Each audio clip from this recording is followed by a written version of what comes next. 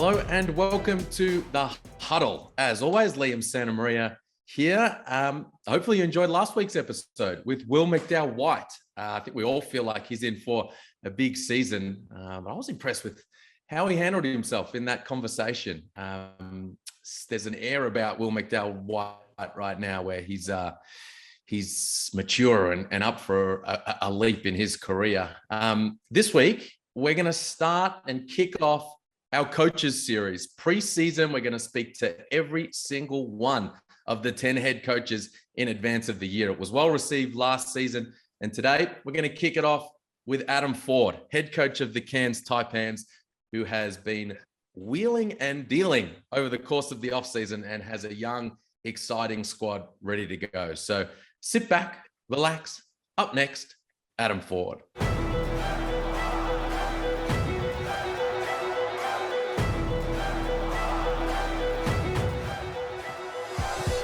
Forde, what's happening, mate? Doing all right, mate. Doing good. You're there in the tropics in far North Queensland. Not too hot, I imagine. No, beautiful at the moment. This is that window where the weather in Cairns is absolutely perfect. Yeah, I was up there with the family a couple of weeks ago. We weren't quite able to connect, but it was very, very nice. Now, first things first, I need to be clear on this before I work out what we're going to talk about. Are you still on probation? I'm good now. I'm good. When I dropped that subtle F-bomb in the timeout and I even caught myself out, I come to realize that was around closing time. So I was like, okay, good. I'm all right. So I just have to pay a regular fine. I don't have to go for that one gamer. But all my suspensions seem like kids play now after some of the stuff last year. So I'm all good. Was that the one where you stared down, you found the camera and you apologized? Yeah. No, it was a timeout and it was just a casual F-bomb. And I've just gone, I've just caught myself and I've gone, so yeah, it was just my subtle nod to the embleem to be like, yeah, come on, don't count that one. That's not fair. All right. Well, now that we've got that established, secondly, you've just come in from boxing with the squad. Yeah. Talk me through it. Yeah, we incorporated a few other things now. So we do weekly yoga. We've doing boxing. We've chucked in Pilates just to sort of get guys out of their comfort zone a little bit and try a few different things. A little bit of toughness and, conditioning guys to be able to take a hit. And I said today was, I thought was real successful with the group. They really got after it and it was fun. Afterwards, there was this euphoric banter amongst the group because, a few guys started to take it personally, but afterwards they're all able to shake hands and now it was good. And hopefully we can transition into our season. Like Matt Hodgson style or a little different? A little different. There were gloves, proper hands, no open palm slaps or anything like that. Do you put the gloves on?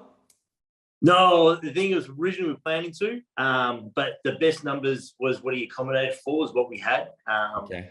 So when we get all the imports in, we might have to go two groups, but Ken down at Red Lynch, he's got his own gym. And so it's like a ring, it's pads. It's like his own studio, but it accommodates best for about 8. So I didn't want to unnecessarily crowd it, but yeah, after the way the boys handled themselves and how they were feeling afterwards, I'm glad I didn't. So it was good.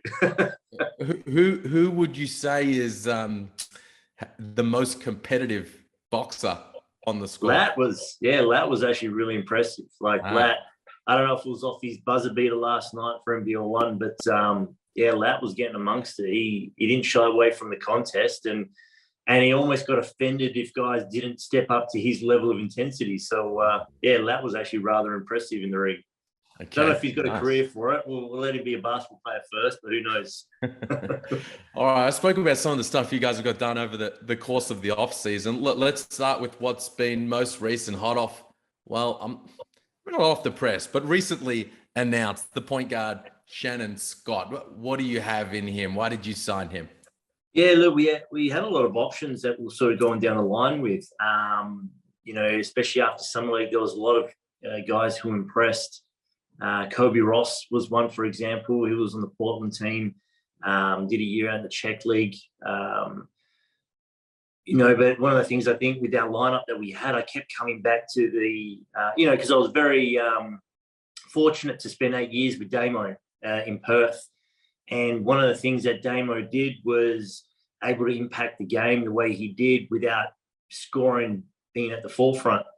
A lot of the guys that we have here now, returning like Bull, for example, and with Sam Wardenberg coming on board and DJ Hogan, a lot of these guys have ambitions. And, with that, obviously, we want to create this environment of learning and allowing these guys a platform to help them get to the next level. But there's also going to be some teachable moments in it, but also providing that opportunity, right? And so we kept coming back to Shannon Scott. He was part of that Long Island team too, that Alan Williams just signed with Southeast, Mitch Creek, Taj was there. And, he's built this reputation as this defensive-minded, high IQ, next level thinking. When we spoke to the management in Bamberg, they were entertaining the idea of setting up his next deal with them to flow on into a coaching role once he was done playing. And I think that best suits us with the lineup that we've gone. We've got 6 new guys. We've got 3 returning guys from last year, and that's 9 changes in the roster in the past 18 months. So having some type of leadership type, and again, I'm not trying to put the label of Damien Martin on him, but, we want to get that ball to some particular areas, not necessarily having a guy drop 30, taking shots away from Bull and Keanu and Sam and everybody else that we got coming in. So, yeah, we kept coming back to Shannon because Will Weaver, again, I've relied on Will for some references. And what's been great is, the basketball world's so small now that if it's not someone I know personally, they can direct me to someone else who also knows potential guys and use him as a character reference. But, everything sort of kept coming back to Shannon in the sense of what we needed to steer this ship, to, add that level of intensity, but be the playmaker and the distributor that we need. Any given night, the plan is hopefully that we have a different top scorer. DJ is going to be great for us. Sam Wardenberg is going to be amazing for us. We want to continue with the trajectory of Keanu and Bull. And you can keep rattling off different names, but Shannon Scott's the guy I think for us. Again, it was a process that we went through. I know there was some possible leakage early on, and that was a lot to do with the fact that we're just calling as many people as we can about everybody. So I was surprised there wasn't more things leaked with some of the guys that we reached out to. But we wanted to make sure that we got this one right. It was really important that we got this one right, and that's why I feel very comfortable with him. It feels a little bit like where Mike Kelly's head was at when they brought in Scott Machado, and he was looking across his roster, and he had Kawat Noi coming in as a rookie, but a guy who could potentially put points on the board, and Majuk then coming across from Adelaide ready to score, and Cam Oliver a lob threat, and saying we need a veteran leader who's going to look to distribute the ball. I guess elements of similarity there. Yeah, for sure. And then the great thing, Scott Machado had such a great impact here.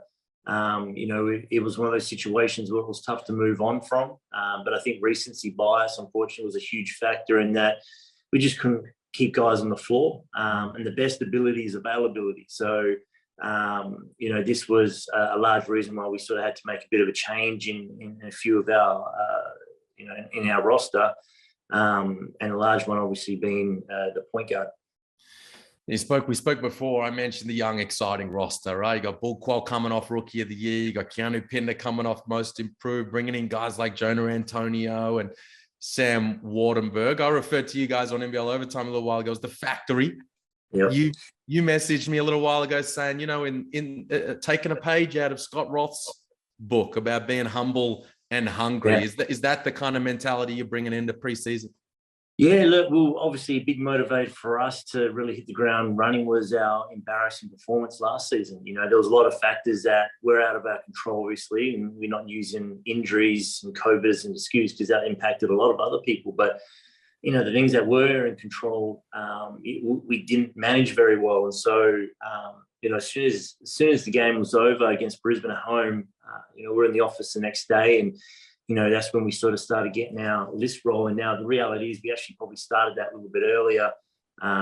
Obviously, within the rules, we're talking about college guys and free agency overseas, because we wanted to target 4 particular areas. One of them being was we didn't necessarily want to recycle the same old names. I know I've probably mentioned that before in the presser, and I'm not saying that as an insult, but it was one of those situations where we didn't want to sit in a passenger seat waiting for someone else to, find out whether they were going to play for Melbourne or Perth, and then, that not be an opportunity available to them, and then they move down the line, and then suddenly we're their second or third option. So we didn't want to go through that.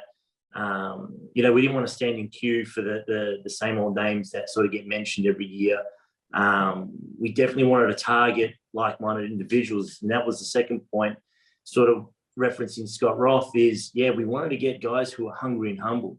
We wanted dudes that wanted to come in and do extras without being asked. We wanted to target guys that had, ambitions of the NBA, knowing that we can provide that platform. And what helped drive that, obviously, was the individual success of Keanu and Bull, knowing that you can come here and potentially be the next most improved or rookie of the year.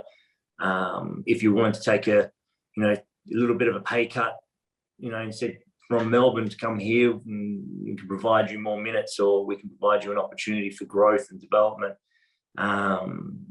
We also wanted to figure out why they would want to come to Cairns, and a large part would be, what's going to be beneficial for them. And so, it was something I've heard a lot of, and not to be completely dismissive of it, but a lot of people said is like, Cairns has got to get the 3 imports right to be competitive. And I don't necessarily agree, because you look at the success, especially the last decade and a half, is those teams that have had good continued success has been their local contingent.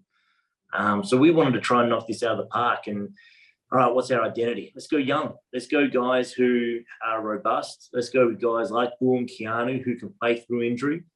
And if they do get hurt, their recovery time is a little bit quicker, knowing that we don't have to manage older bodies. And a big guy on our hit list for that was Sam Wardenberg. We played Perth in Perth and we lost. And then the very next morning, I'm doing a Zoom recruitment with him, trying to convince him of all the good reasons why we're coming to Perth, which is hard, right? Because we just got our bus handed to us by Perth the night before. But, this is the vision moving forward. And we wanted to paint this picture of this young, athletic, run and gun, fast, robust team. Not, while, yes, we want to get the imports right, but every team does, and that's why we really important that we brought Taj back. But, we wanted to make sure that we got this great local contingent that maybe we can invest in a couple of years and have this growth mindset together. So when we do lose a game, and there will be teething problems, we will lose games, but there's a learning aspect from it, and we can learn together. Similar to, I guess, what Cairns used to be when Fernie was coaching, with your Nathan Sobies and your Cam Gliddens and these guys. Clint Stein was coming out of college and using this to provide a platform. I got no problem if Keanu leaves us next year for $500,000 for whichever club he moves on to, because this is a part of the growth that we want to provide him, to say, all right, like, whatever you move on to is going to be bigger and better financially or platform wise. But, be here, work hard, and, know that we're going to have guys around you with a similar mindset. I guess there's only so many pay cuts a coach can take to keep to keep a guy. Hopefully he blows up to the point where maybe you can keep him. But I guess, and that's, I'm interested to talk to you a bit more about Keanu, because he was a massive story out of last season. Like you were saying there, I've no doubt he was a big part of your conversations throughout the recruiting process with guys like Sam Wardenberg and others. Yeah. What happened with Keanu last season? Look what happened with Bull Qual.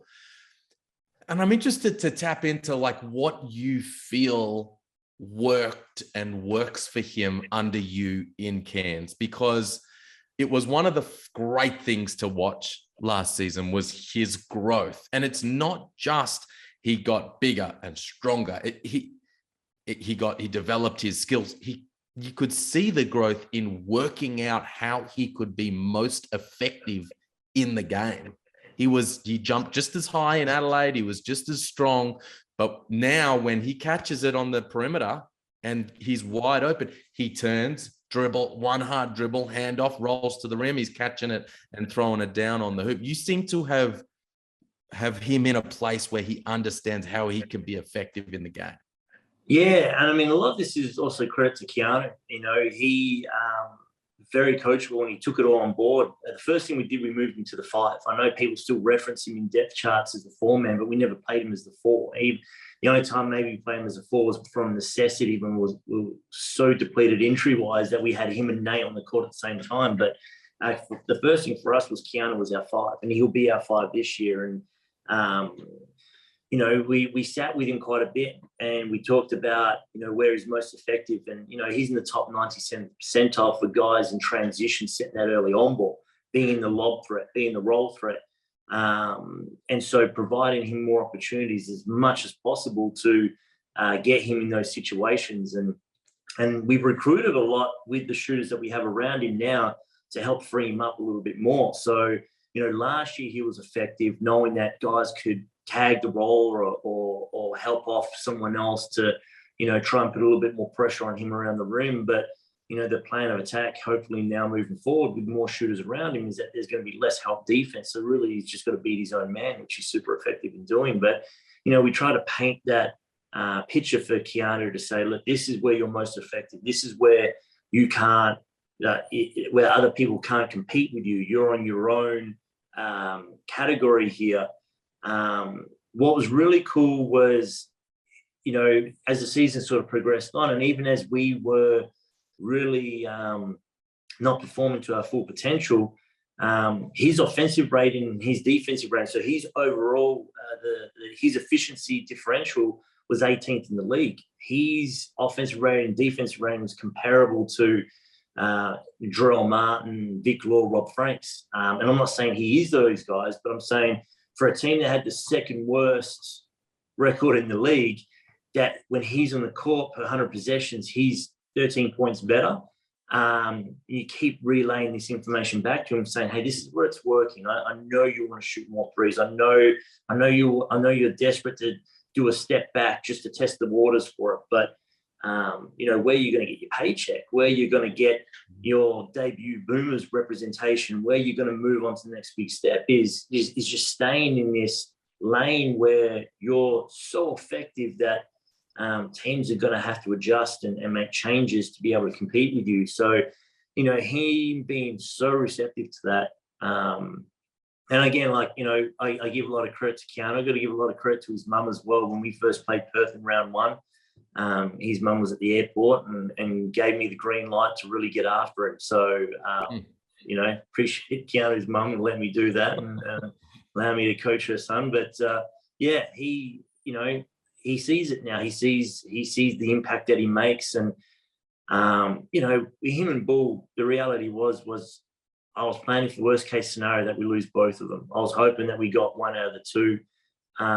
But to get both of them was massive, you know, because they were getting offered more to go elsewhere. But to make the changes that we did, and we had to be aggressive and robust in our off-season plans with the idea that we wanted to cater to this new generation coming through. That's big. That is big. Speaking of guys who were getting offers elsewhere but chose to come to the Taipans, Sam Wardenberg, you mentioned him a little bit moments ago. What do you feel like you have in the big Kiwi?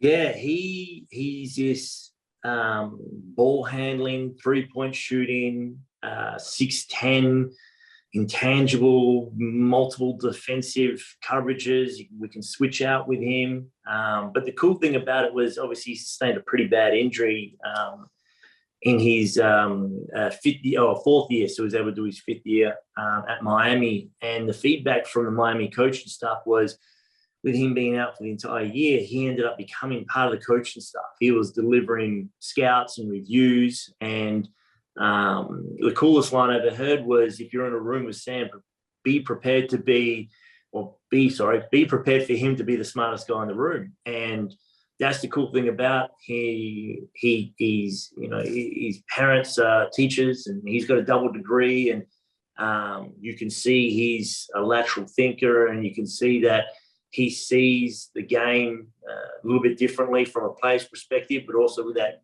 coach's type mindset. So me being able to rely on him, and this is, again, I'm talking about a rookie. I see the value in him. Other clubs were after him, and the interest level varied from different clubs. But, this was not me trying to get into a contest with other clubs to secure him. I see him for the valuable player that he is. And, we got a good one. We got a really good one. I'm excited to see what he's capable of doing.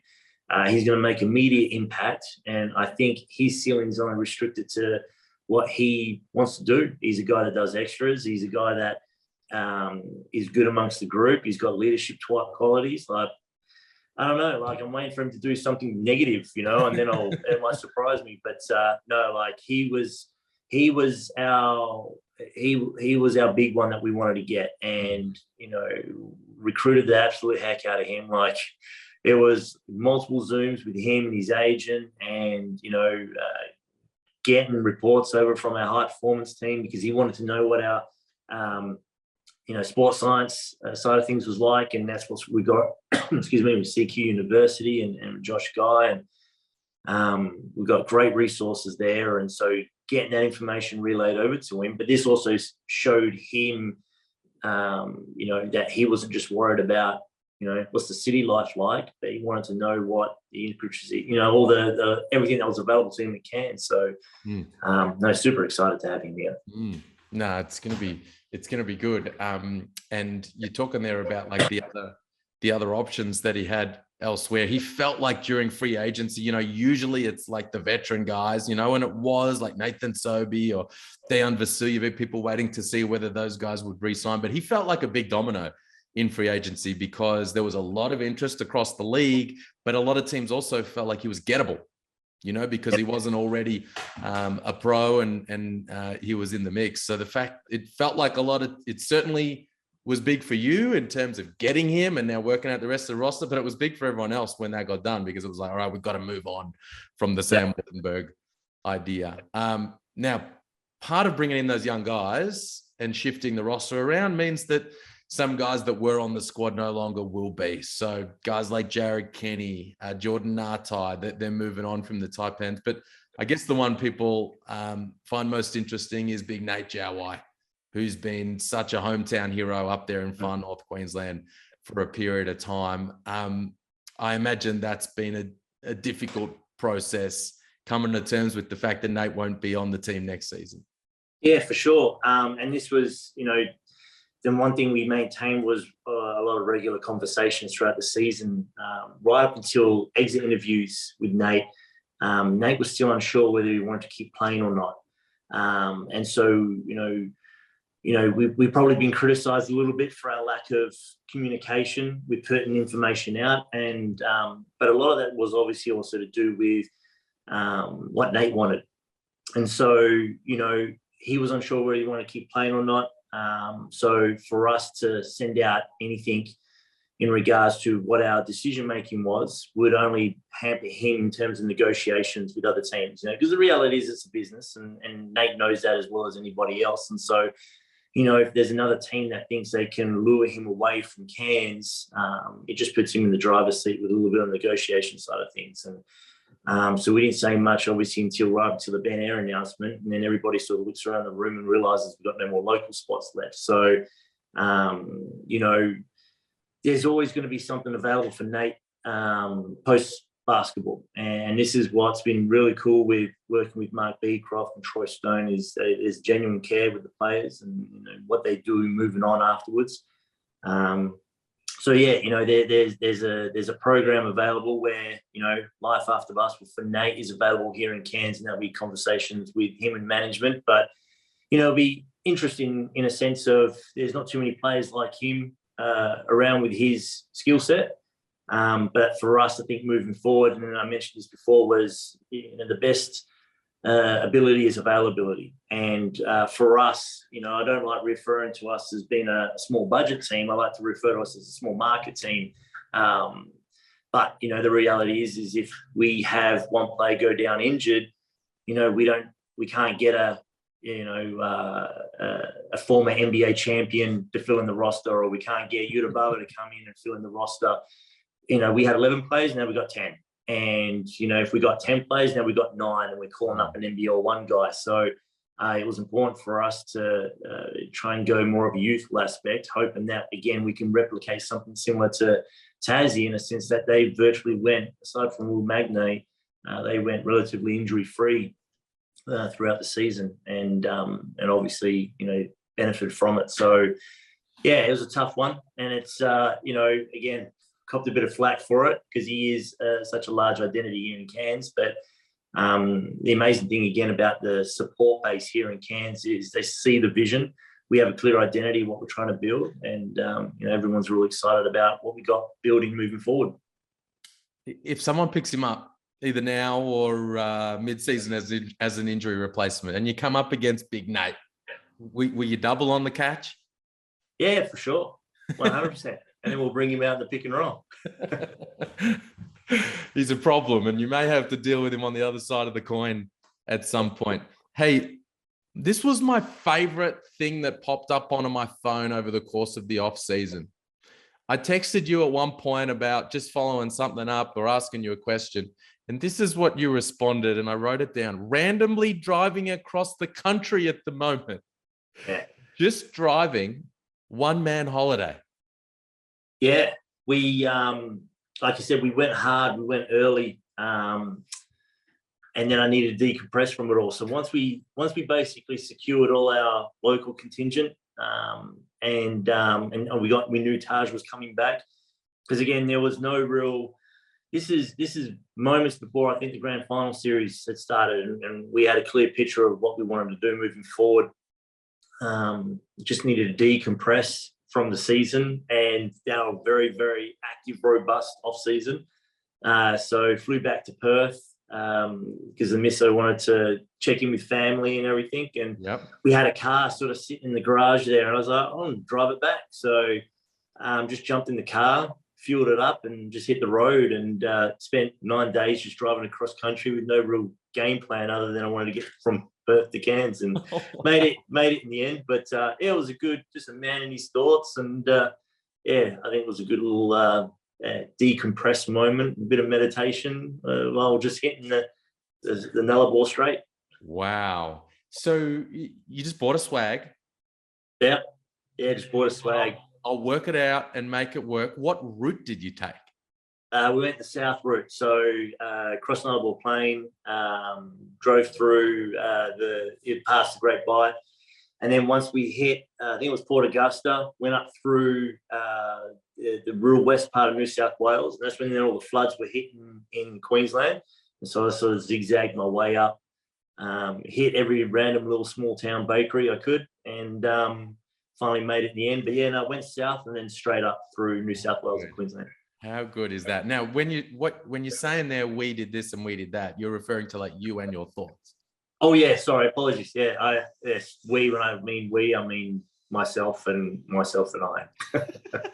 And so, what off-season epiphanies did you have along those long straight highways driving through the Nullarbor? Yeah, again, and this was part of our recruitment process too, was, let's reflect on what's good and what worked for us. And the fact that we led the league in assist percentage, the fact that we led the league in attempts at the rim, we led the league in our free throw rate. And then, reflect on the things that didn't work for us. We were the second worst rebounding team in the league. We were the second worst pick and roll defensive team in the league. So taking the good and taking the bad and trying to map out what our preseason is going to look like, because feel confident with obviously the names that we recruited and the guys we want to get after. Now it's about piecing it together, and we don't want to get that wrong. What was your playlist? Was it podcasts or was it You think I'm crazy? I didn't download anything. Like I just, there was no reception, there was no radio, especially when you're going through the Nullarbor. Silence. Just drove, just sort of drove. And then every now and again, I wanted to download a couple of podcasts, and I did, but then I didn't really listen to them and turned them off and just drove. Except for the Huddle. Except for the full back catalogue of the Huddle, I'm sure. No, so I'm just diving in here because it's very intriguing, and I'm just trying to picture it and create the picture for the listeners. From time to time, I guess, for the most part, you didn't book a place to sleep. You just found a spot to unroll the swag. Yeah. There was one random spot too where there wasn't a lot of showering going on. There was this random tap just by the side of the road from a water catcher, and it was just big water catcher with a tap, and there was no one else around, so just wash off there, jump back in the car, and hit the road again. It was just purely opportunistic chances to sleep and shower, and again, like, just eat terribly and hopefully survive the trip. Love it. I would love to do that. I know I'm not rugged enough to make it work. I'm not trying to pump myself up about being rugged either. Trust me, there was moments of like, oh, this is not working for me. This was a bad idea. About 3 days in, I was already committed to it. I had to finish it out. So I was like, there's no turning back now. Wow. I bet when you arrived in Cairns, you weren't looking as kind of clean cut and beautiful as you are right now. No, everything was a bit rough, very rough. You know what else you did during the off season? You spent some time with the North Queensland Cowboys. Yeah, that was great. So, one of the things that we targeted too, especially our off season, was, we want to upskill not just the playing group, but also the coaching staff. And Kez got to spend time with the Boomers. He was called up to the coaching staff of the Australian team, and Grug's got his call up with the under-17s Australian team. And so while they're getting their professional development, myself and Will were sort of left here to hold down the fort. And the cool thing about being up in Northern Queensland is they're Cowboys mad up here. And you can understand why. What Todd Payne's done with that team is, I guess, you could see there was something where we had to get in there and say, all right, what are they doing that's working for them? Because they were a team that finished second last year, and they had the second worst defensive rating in the league, and they cleaned out a bit of the roster, and they've gone super young. I think they were talking about 22 out of their 30 active players are 23 or younger, and right now they're sitting second on the ladder, and they're basically exceeding everyone else's expectations of how they were going to do. So through making multiple phone calls, the Cowboys were super cool about us coming down for a week and getting involved in what they do training-wise. And it was amazing. It was some of it is just, it reconfirms what you think is right, and you just need to lock into it more. So that was really important to us, and getting involved in that environment. Wow, that's cool. Hey, just a couple of quick hitters to finish up. First, we touched on a few of those guys that you've brought in, including Shannon Scott and Sam Wardenberg and those guys. At one point earlier, you said DJ Hogg's going to be great for us. Is it Hogg, or I think you said Hogue? Hogue. DJ Hogue, yeah. Okay. He says he's going to be great for us. I think maybe he's flown a little bit under the radar as far as the import signings and the people guys are talking about coming into this season. What do you have in DJ? Yeah, I mean, it wasn't that long ago he was at Texas A&M playing as a 3. And, I know a lot of people were sort of seeing him most recently, especially in the French league, being a pick and pop guy and, playing that 4 role. But, he's a 6'10" ball handling forward who can play multiple positions and, who we can switch out onto. The big thing last year for us, and when we talk about some of the changes that we made, was, we really got exposed in some individual matchups, especially when we came up against guys like Mitch Creek, Xavier Cooks, JLA, real dynamic forwards. So this was one of the things was, we wanted shooters. We wanted guys like DJ who can really stretch the floor and shoot it, but also get busy down the other end and take a bit of pride in their defensive assignment and be able to switch out to multiple guys. So, again, he was he was one that we really wanted to target and get after. And so he's gonna provide some good opportunities for us to get some wins, especially early on in the season. And then when they start maybe switching on to what he's able to do, I think he's smart enough to be able to make those adjustments as well. Okay. And finally, your sort of feeling, your outlook, where you're at ahead of this season. When you come into a new franchise, there's guys that are rolling over with contracts. You can make a couple of changes to the roster in that situation like you did last year. You can start to build a bit of a culture, but it's very hard to just kind of like quickly make that happen in year one. Year two, now in the off season, you said you got busy and you were getting busy even moments before the season was over with those meetings with Sam Wardenberg. You've put this roster together. You've decided to go young, hungry and humble and all of those things. Is there an excitement to say, yeah, now I've got the kind of squad that I want to work with? Is there an element of like feeling a bit of pressure about your own self-expectations? Where are you sitting ahead of the upcoming season? Yeah, you can get a little bit of imposter syndrome, right? And, that's real. And so this is what's great about coming up here to Cairns and working with Mark and Troy and everybody else, is that they've really backed us with, some of these really tough decisions that we've made in the off season and robust changes. So, now it's a matter of getting it right. With that becomes, this level of expectation, which naturally you get a little bit nervous and stressed about. But it's different here in Cairns too, in a sense that there's almost, there's a sense of you want to provide this community with something to cheer about.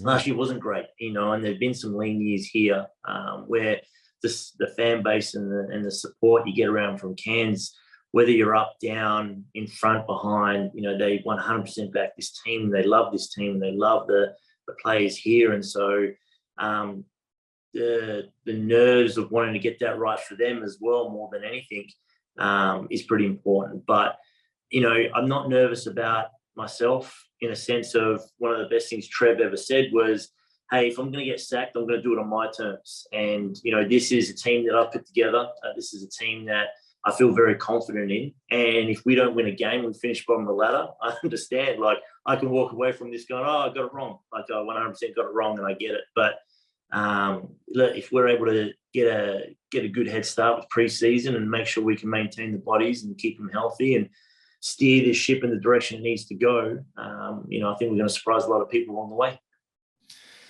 Well, you got a boatload of road games to tip off the season, the way the schedule's dropped, which who knows, could work out as a positive. You might just kind of like come together on the road and start taking names like Gorgon's Hawks did to begin his first year in Illawarra. It's going to be fun to watch. We can't wait to watch you guys in pre-season, get a read on what kind of squad you're going to have. And I have no doubt, having watched you over the years, one thing you can guarantee is that your guys are going to bring it night in, night out. They're going to play hard for you, and good luck for the season ahead, mate. Appreciate it. No, it's going to be fun. Thanks for having us on. Cheers.